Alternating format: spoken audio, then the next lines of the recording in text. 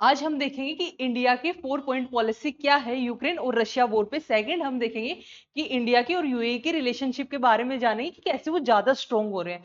Third हम देखेंगे कि न्यूज में क्या मतलब न्यूज में जो टर्म आई है आपकी नेबुला है वो क्या है।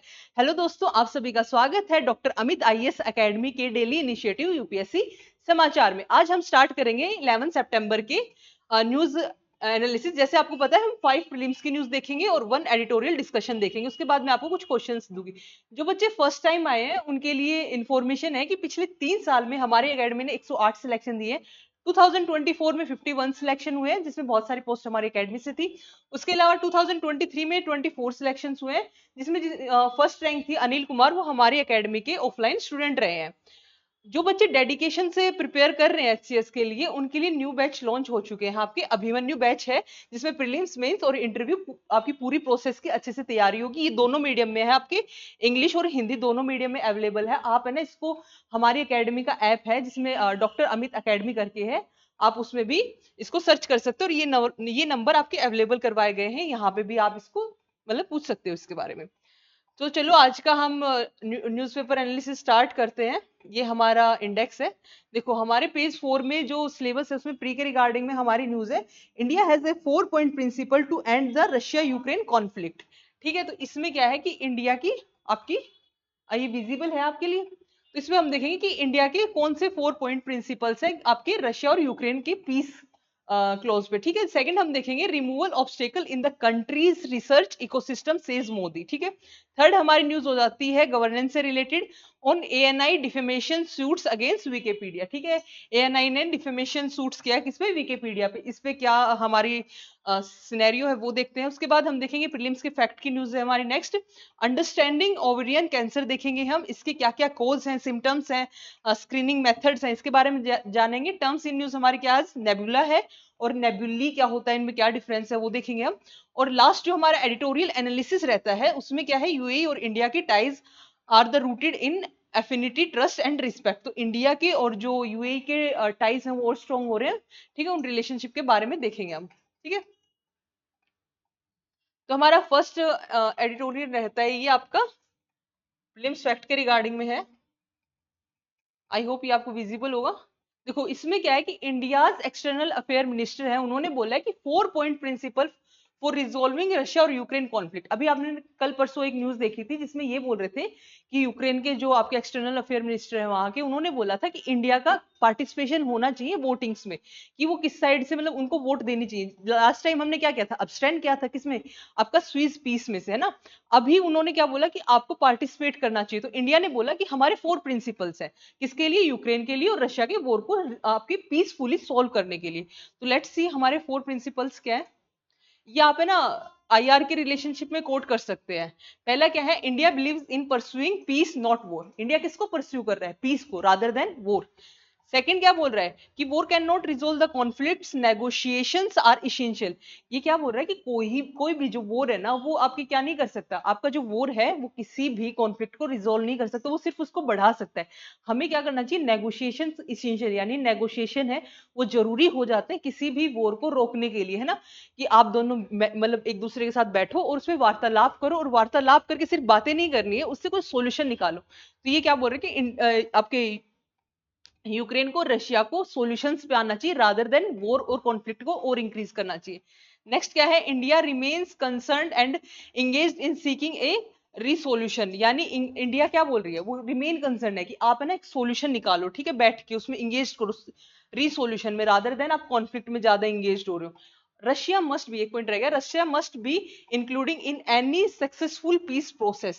ये क्या बोल रहा है, ये बोल रहा है कि रशिया को है ना मतलब आपका जो कंक्लूड करेगा ना पूरी उसमें एक पीस क्लोज होना चाहिए, रादर देन आप है ना किसी बात पे अटक जा रहे हो कि हमारी ये चीज होनी चाहिए, हमारी ये चीज होनी चाहिए, फिर आपका कोई पीस क्लोज साइन नहीं हो रहा है, ठीक है, या कोई एक सोल्यूशन नहीं आ रहा है और आप कैरी ऑन करते जा रहे हो वॉर को। वॉर से मैंने हमें लास्ट टाइम एडिटोरियल में हमने देखा था 3-4 दिन पहले आया था कि क्या क्या इंपैक्ट हो रहे हैं ग्लोबल लेवल पे भी और इंडिया के लेवल पे। इसलिए इसको रोकना बहुत जरूरी है। वॉर अगर कहीं भी होगा तो वो पूरे ग्लोबल लेवल पे वो करेगा। देखो यूक्रेन के लिए आपका ये हो जाता है, देखो इसकी एक ट्रिक है, बर्गर करके है, तो इससे इसकी सारी आपकी ना जो नेबर कंट्रीज हैं जो बॉर्डर शेयर कर रही है वो याद कर लेंगे, जैसे बेलारूस हो गया, पोलैंड हो गया आपका, स्लोवेनिया हो गया है ना, हंगरी हो गया आपके, ऐसे रशिया हो गया, मोल्डोवा हो गया, तो ये आपके क्या है, रोमानिया हो गई, ये आपकी क्या है सारी जो यूक्रेन से बॉर्डर शेयर करती है वो कंट्रीज है। तो इससे आप बर्गर से बी यू आर, आर से ही हो गया,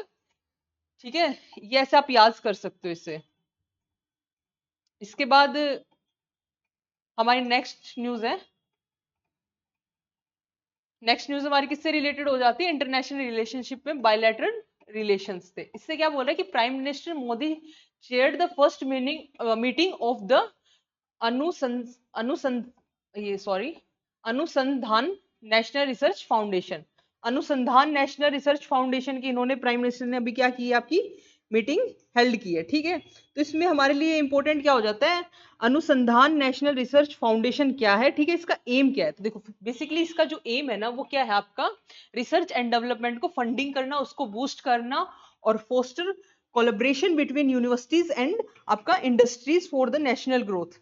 आपका क्या रिसर्च एंड फंडिंग करना, रिसर्च को फंड करना, उसके बाद क्या बोल रहा है कि कोलैबोरेट करना किसके साथ, यूनिवर्सिटीज और इंडस्ट्रीज के साथ। जब हम उनके साथ कोलैबोरेट करेंगे तो उसमें रिसर्च फंडिंग में हमारा फर्दर कोलैबोरेशन होगा, ठीक है। तो इसकी बात कर रहा है, इसके लिए हमारे लिए इंपॉर्टेंट हो जाता है इस बॉडी के बारे में जानना, ठीक है। अगेन यही बोल रहा है कि फर्स्ट आपकी गवर्निंग बोर्ड मीटिंग हुई थी अनुसंधान और नेशनल रिसर्च फाउंडेशन के ऊपर, नीड टू ओवरकम ऑब्स्टेकल, जो हमारे रिसर्च में ऑब्स्टेकल्स आ रहे हैं उससे हमें ओवरकम होना चाहिए। उसके अलावा क्या बोल रहा है, फोकस कहाँ होना चाहिए हमारा, एम्बिशंस में, इनोवेशन रिसर्च में, हमारा कहाँ होना चाहिए, इनोवेशन रिसर्च में, एम्बिशन में, न्यू गोल्स होने चाहिए, न्यू टारगेट्स होने चाहिए। हम रिसर्च में एक जो प्लेटफॉर्म है उससे अबव प्लेटफॉर्म पे जाने चाहिए ना, ग्लोबल प्रॉब्लम्स को सोल्व करें, हम एज ए ग्लोबल लीडर भी आ सकते हैं इसमें रिसर्च में, ठीक है। तो ये हमारा ग्लोबल पोजीशन हमारी इनहेंस हो सकती है रिसर्च एंड डेवलपमेंट से। हमारा ये क्या है, अनुसाधन नेशनल रिसर्च फाउंडेशन के बारे में क्या है कि एम क्या है इसका, bridge academic research and industrial applications while fostering inclusive growth and innovation ecosystem. Basically क्या बोल रहा है कि हमारा इसका जो ANRF है, इसका बेसिकली एम क्या है, ब्रिज करना एकेडमिक रिसर्च को, ठीक है। एकेडमिक रिसर्च कौन सी होती है, जो आपकी PhD में रिसर्च हो रही है, जो आपकी साइंस फील्ड में रिसर्च हो रही है, उसको क्या करना है, बूस्टअप करना है, ताकि हमारी जो कंट्री है वो ग्लोबल लेवल के रिसर्च प्रोग्राम्स में आगे आए, ठीक है। उसके अलावा क्या हो रहा है, फंडिंग बॉडी है, ये बेसिकली फंड करती है, 15 मेंबर का पैनल है, चेयर्ड बाय, इंपॉर्टेंट है ये आपके लिए, कौन चेयर करता है इसको, प्राइम मिनिस्टर नरेंद्र मोदी जी हैं जो भी आपके, वो इसको क्या करते हैं, चेयरमैन है वो इसके ना। तो चेयर्ड बाय कौन है, प्राइम मिनिस्टर है, 15 मेंबर का पैनल बैठा है, फंडिंग बॉडी है। बस आपके अगर वन लाइनर में आ जाए कि अनुसंधान नेशनल रिसर्च फाउंडेशन किस चीज से रिलेटेड है तो आपको पता होना चाहिए, ठीक है। उसके बाद हमारी नेक्स्ट है गवर्नेंस से रिलेटेड। इसमें क्या है गवर्नेंस से रिलेटेड कि ANI has sued the Wikipedia foundation for defamation over Wikipedia description of the agency as a propagator of government propaganda. ये क्या बोल रहा है कि आपकी ANI है, उन्होंने क्या करा है, डिफेमेशन सूट किया है, किसके खिलाफ किया है, ये आपकी क्या है, विकिपीडिया के खिलाफ। देखो विकिपीडिया क्या है, हमारा यहाँ पे ये जानना जरूरी हो जाता है। जो विकिपीडिया ना वो ऐसे जैसे गूगल हो गया है ना, ये क्या करते हैं, आपको एक प्लेटफॉर्म प्रोवाइड करते हैं, आप उस प्लेटफॉर्म में आके अपनी इंफॉर्मेशन, अपनी नॉलेज है वो एडिट कर सकते हो, वो डाल सकते हो है ना। तो ये सिर्फ क्या एक प्लेटफॉर्म है। ANI ने क्या बोला है, ANI ने बोला है कि आपका जो विकिपीडिया प्लेटफॉर्म है ना, इस पे हमारे लिए जो बुरी चीजें फैलाई जा रही है, हमारे ना मान हानि हो रही है, कि आप हमारे बारे में बोल रहे हो कि हम गवर्नमेंट के प्रोपेगेंडा को वहां पे स्प्रेड करते हैं, ठीक है। तो इसके खिलाफ हमारे केस चल रहा है। देखो इसमें हमारे लिए इंपॉर्टेंट क्या हो जाता है कि जो आपका सेक्शन 79 है IT एक्ट का, सेफ हार्बर का, उसमें क्या बोला है, 2000 का है, इसमें बोला है अगर कोई भी प्लेटफॉर्म है, चाहे वो गूगल हो गया आपका है ना, आपके कोई भी सोशल मीडिया प्लेटफॉर्म्स है, उनको क्या मेंटेन करना पड़ेगा, आपको कंटेंट चेक करना पड़ेगा। कंटेंट चेक का मतलब क्या है कि क्या आपके जो प्लेटफॉर्म पे कंटेंट आ रहा है वो सही है कि नहीं है। दूसरा क्या देखना पड़ेगा, ब्लॉक देखना पड़ेगा। देखो कोई कंटेंट ऐसा है जो हार्म करेगा कोई भी सोशल हार्मनी को, तो आप उसको ब्लॉक कर सकते हो, ठीक है, आपको ब्लॉक करना होगा है ना।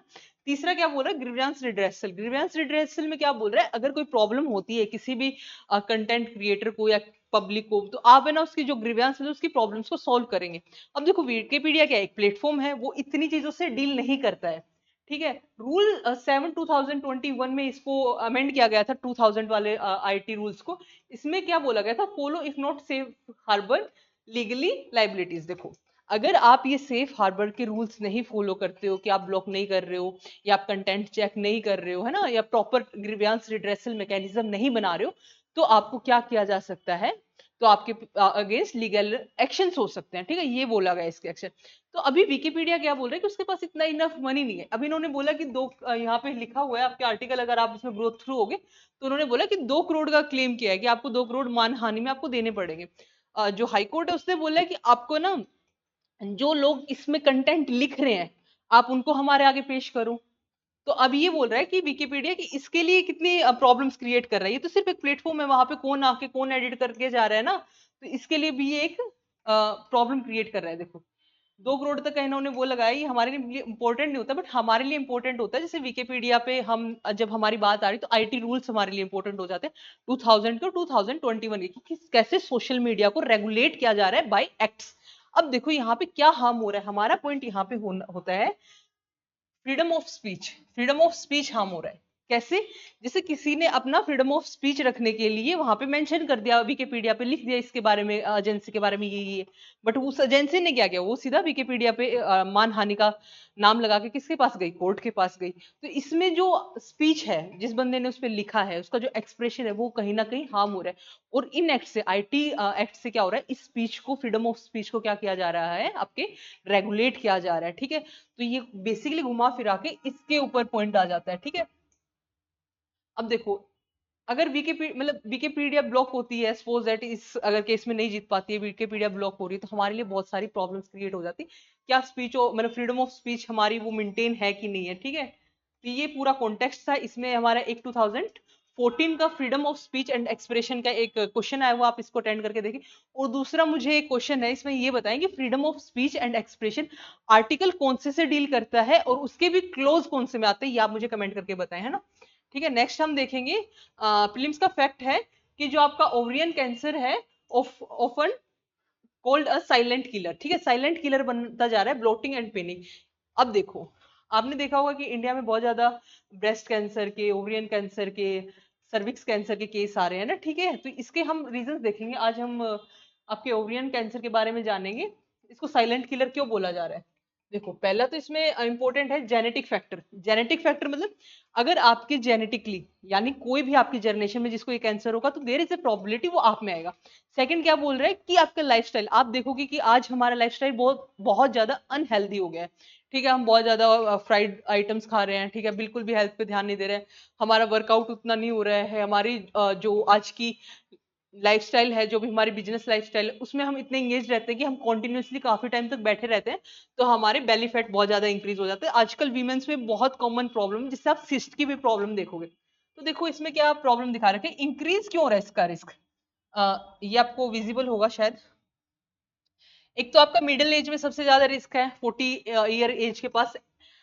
Evidence in your family history, अगर आपकी फैमिली हिस्ट्री में जेनेटिक कोई मिला है। ठीक है, ओबेसिटी, ओबेसिटी मतलब क्या होता है, आपके जो फैट है उसको बोला जा रहा है ना। स्मोकिंग हो गया, या अर्ली मेनार्च या मेनोपेज, इसमें क्या बोलते हैं, आपके पीरियड्स या तो बहुत पहले खत्म हो जाए, बहुत जल्दी आ जाए, तो उसका भी एक फैक्टर माना जा रहा है। ठीक है, इसके बाद सिम्टम्स में क्या है कि जैसे वेजाइनल ब्लीडिंग है। ठीक है, सेकंड क्या है, पेल्विक और स्टोमक पेन हो गया, एब्डोमिनल ब्लोटिंग हो गया, आपकी फ्रीक्वेंट यूरिनेशन हो गया, लॉस ऑफ एपिटाइट हो गया, यानी भूख न लगना, पेट में दर्द रहना, ये सब आपके नॉर्मल से इसके सिम्टम्स है।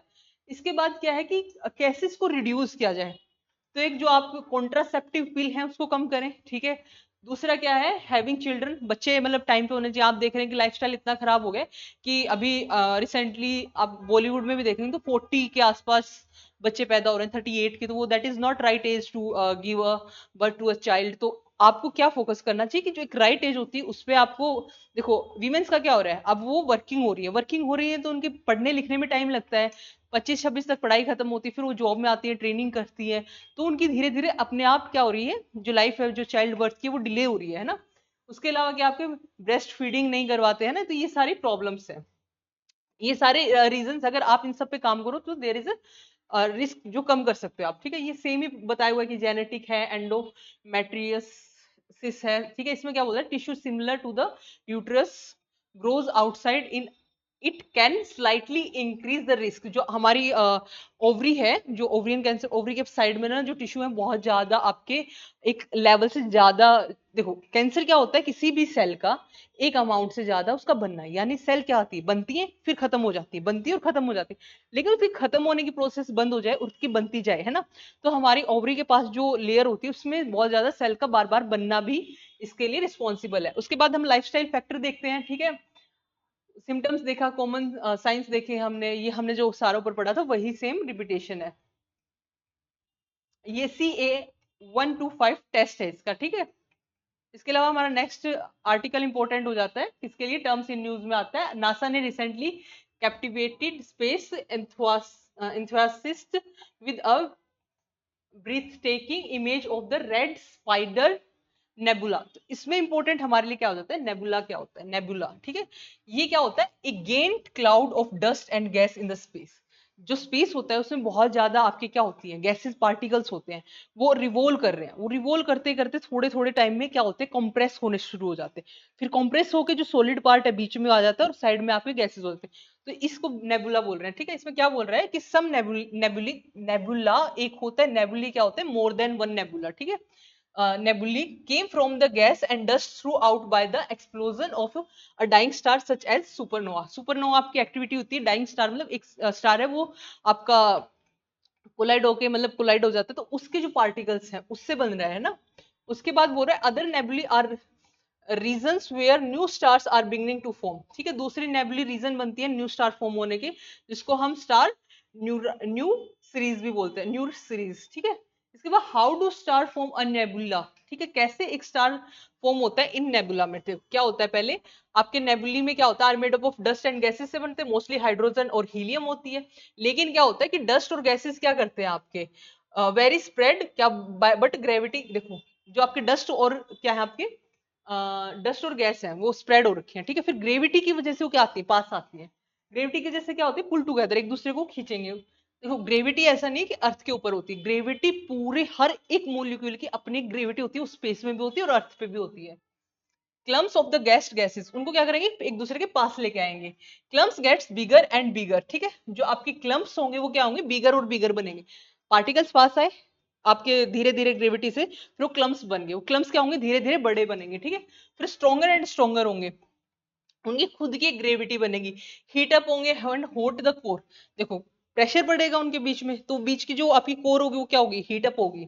उसके बाद इस core beginning of the star, ये होती है कोर बिगनिंग, कैसे एक स्टार बनता है, ठीक है। नेबुला से नेबुली बनेंगे बहुत सारे, नेबुली से कैसे आपका ये आपका एक वर्ड था यहाँ पे, क्लम्स बनेंगे, क्लम्स से कैसे वो पास आएंगे, फिर पास आने से वो एक बड़ा क्या बनाएंगे, स्टार बनाएंगे, प्रोसेस है ना।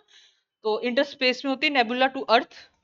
अभी देखो जो रिसेंटली वो मिला है to closest known nebula to Earth called Helix nebula, ये आपकी प्रीलिम्स के रिगार्डिंग इंपॉर्टेंट क्वेश्चन हो जाता है कि द क्लोजेस्ट नोन नेबुला कौन सा अर्थ के सबसे क्लोजेस्ट है, तो हेलिक्स नेबुला, ठीक है। 700 लाइट ईयर क्या है, अर्थ से दूर है। इसके अलावा आपके रेड स्पाइडर नेबुला देखा गया है, प्लानिटरी नेबुला है, 300 लाइट ईयर है अर्थ से, ठीक है। हॉटेस्ट स्टार्स नोन के नाम से जाना जा रहा है इसको ना, ठीक है। इसके बाद हमारी नेक्स्ट न्यूज हो जाती है, हमारा एडिटोरियल है। एडिटोरियल एनालिसिस में हम देखेंगे यूएई और इंडिया के जो ties are rooted in affinity, trust and respect, ठीक है। इसमें हम क्या देख रहे हैं कि यूएई और रशिया ने अभी क्या किया है, आपने कल ही देखा था कि यूएई और रशिया ने आपका सिविल न्यूक्लियर कॉपरेशन किया है। तो सिविल न्यूक्लियर कॉपरेशन में क्या किया उन्होंने, कि जो सिविल यूज है न्यूक्लियर का, सिविल यूज में क्या देखा था हमने कि आपकी इलेक्ट्रिसिटी होगी, आपकी रिसर्च होगी, आपके अदर पर्पज के लिए वेपनरी छोड़ के, है ना, यूज करेंगे हम न्यूक्लियर एनर्जी का एक राइट डायरेक्शन में, ठीक है, पीसफुल डायरेक्शन में हम किसका करेंगे। इसमें हमने 3 देशों को देखा था, फ्रांस भी इंक्लूड था। तो हमारी इंडिया की और यूएई की है ना, कैसे चीजें अच्छी हो रही हैं, ठीक है, कैसे हमारे रिलेशनशिप बन रहे हैं, उसके बारे में ये एडिटोरियल आया हुआ है, ठीक है। तो इस एडिटोरियल में हम देखेंगे, ये आपके क्वेश्चन हो जाते हैं, एक बार इसको आप देखो। इसका स्क्रीनशॉट लेके आप इसको अटेंड करो।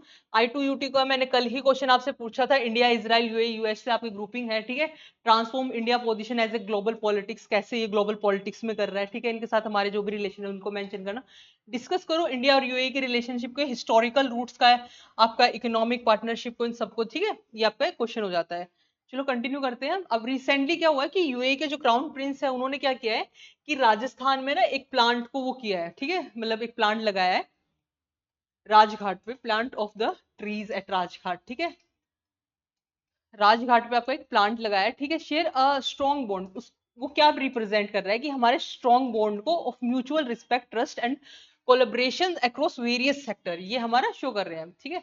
इसमें देखो, growing ties between India and UAE, symbolic gesture of the plantation a tree at Rajghat पे किया है, deep ties between two countries, ठीक है। क्या बोल रहा है कि डीप टाइस यानी एक दूसरे की जड़ कितनी मजबूत है उसको शो करने के लिए इन्होंने एक ट्री को प्लांट किया है, कहाँ पे, राजघाट पे, ठीक है। तो ये क्या शो कर रहा है, हमारे हिस्टोरिकल बैकग्राउंड कैसा रहा है, हमारे हिस्टोरिकल टाइस से लेके हमारे एट प्रेजेंट टाइस को, टाई को शो कर रहा है, रिलेशंस को शो कर रहा है। देखो हमारा कितना डिफरेंट है साइज, पॉपुलेशन, इकोनॉमिक फोकस में, लेकिन उसके बाद भी हमारी एक म्यूचुअल रिस्पेक्ट है स्ट्रेंथ में, ठीक है। एफिनिटी, ट्रस्ट एंड रिस्पेक्ट के मामले में बोल रहा है कि लॉन्ग स्टैंडिंग ट्रस्ट है हमारा, ठीक है। जो हमारे एंशियंट ट्रेड था उसमें क्या था, अरेबियन गल्फ से लेके इंडस वैली सिविलाइजेशन तक हमारा थाउजेंड्स ईयर्स तक क्या हुआ है, हमारा ट्रेड हुआ है। डीप रूटेड रिलेशनशिप है हमारी, ठीक है, generation to generation like a tree. इसको आप बस अगर इस पे कोई क्वेश्चन आता है तो वहां पे आप इसको मेंशन कर सकते हो। 3.5 मिलियन इंडियंस रहते हैं आपके यूएई में, ठीक है। और जो आपका 150 वीकली फ्लाइट्स है, मतलब एक डेटा दिया हुआ है, आप इससे गो थ्रू हो सकते हो। इकोनॉमिक, ये देखो, ये एक अच्छी चीज है कि UAE signed a comprehensive economic partnership agreement. ये अगर प्री में आ जाता है कि हमने कॉम्प्रीहेंसिव इकोनॉमिक पार्टनरशिप किसके साथ साइन की हुई है, तो यूएई के साथ साइन की हुई है। जैसे सिविल न्यूक्लियर हमारी कॉर्पोरेशन था उसके बारे में थी, ठीक है। ये सब हमारी, अब देखो इसमें क्या है, एजुकेशन के मामले में हमारे क्या टाइप्स है, तो प्रेस्टिशियल prestigious Indian universities in Abu Dhabi में हमने हमारी इन यूनिवर्सिटीज को इस्टेब्लिश किया है। हेल्थ इनोवेशन हो गया, रेन्यूएबल एनर्जी हो गया, फ्यूचर डेवलपमेंट में हो गया, सिविल न्यूक्लियर टेक्नोलॉजी में हो गया। अमलतास का ट्री लगाया है, फास्ट ग्रोविंग होता है क्योंकि हमारे रिलेशन भी फास्ट ग्रोविंग है। हिस्टोरिकल कनेक्शन है, देखो इसमें बेसिकली इतना कुछ आया नहीं है, बस इतना ही है कि उन्होंने ट्री ग्रो करने का मतलब क्या है कि हमारी हिस्ट्री से लेके आज तक के जो रिलेशनशिप है, चाहे वो हमारे एजुकेशन में हो कि यूनिवर्सिटीज स्टैब्लिश हो रही हैं, चाहे फिर वो हमारे हेल्थ सेक्टर में हो, रेन्यूएबल एनर्जी के सेक्टर में हो, सिविल न्यूक्लियर एनर्जी के सेक्टर में हो, कोई भी सेक्टर में हो, हमारे अच्छे रिलेशन हो रहे हैं। ऑल्दो हमारे में पॉपुलेशन को लेके, साइज को लेके बहुत डिफरेंस है, लेकिन स्टिल हम एक स्ट्रॉन्ग एंड, मतलब एक स्पीडली रिलेशनशिप के पाथ पे चल रहे हैं। ये हमारा आज का एडिटोरियल खत्म होता है, ठीक है। ये आपके कुछ क्वेश्चंस है, इनका आप स्क्रीनशॉट ले लो। देखो मैंने कल क्वेश्चंस बताए, इनसे उनसे रिलेटेड आज ही आर्टिकल्स आपको देखने मिले, तो आप इनको ना अटेंड किया करो। आज के लिए जो आपका 11 सितंबर का न्यूज़पेपर का एनालिसिस हम करते हैं, आज के लिए इतना ही था। थैंक यू, कल मिलते हैं 12 सितंबर के एडिटोरियल के साथ।